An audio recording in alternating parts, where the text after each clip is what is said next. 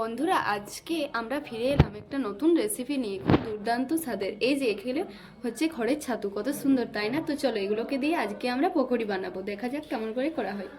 ওর এক একটা ছাতু খুব ভালোভাবে কেটে নেব।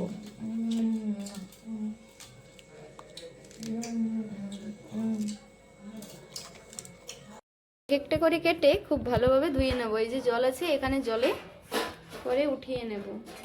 আর দেখতে পাচ্ছ তো বন্ধুরা, কত সুন্দর ছাতু। এরকম যদি ছাতু পাওয়া যায় পকোড়ি তো সেই বেশ হবে। কত তো আমরা ছাতুর ঝোল, ছাতুর ভাজা খেয়ে থাকি, কিন্তু একদিন তো পকোড়িও খেয়ে দেখা যাক কেমন লাগে।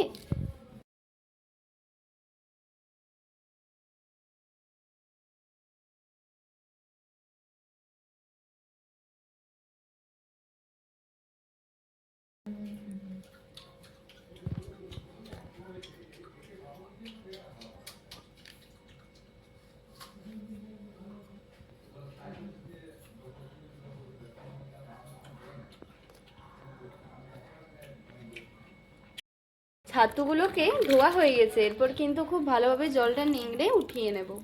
জলটাকে কিন্তু খুব ভালোভাবে নিংড়াতে হবে, তারপরে এই যে উঠিয়ে দিলাম।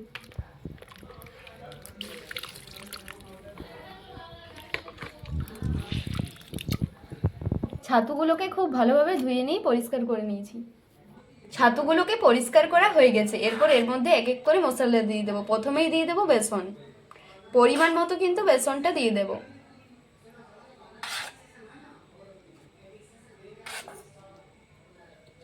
এরপর দিয়ে দেব লঙ্কা গুঁড়ো, আর এই যে জিরে গুঁড়ো, আর এই যে যেটা সবচেয়ে ইম্পর্টেন্ট, লবণ। এরপর হাতের সাহায্যে খুব ভালোভাবে মেখে নেব।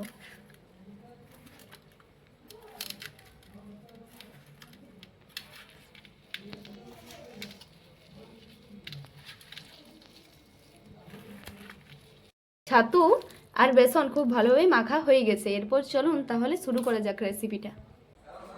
কড়া চাপিয়ে দিয়েছি, এরপর কিন্তু দিচ্ছি সাদা তেল, পরিমাণ মতো দিয়ে দিচ্ছি।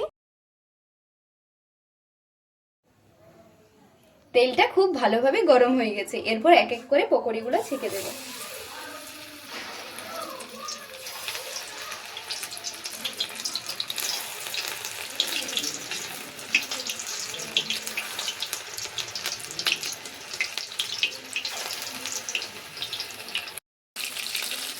এক সাইডটা খুব ভালোভাবে ভাজা হয়ে গেছে, এরপর অপর সাইডটা ভেজে নেবো খুব ভালোভাবে।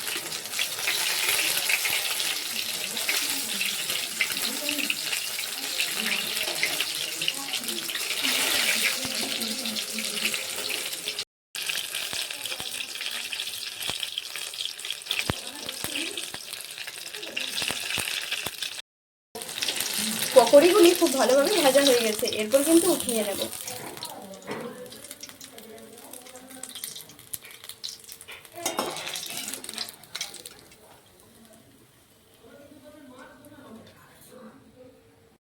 এরকম ভাবে সমস্ত পকোড়াগুলো এবারে কিন্তু ভেজে নেব।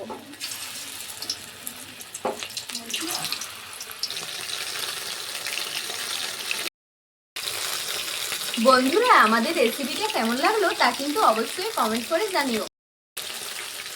বন্ধুরা, আবার ফিরে আসবো অন্য কোনো রেসিপি নিয়ে। আজকের মতো বাই বাই।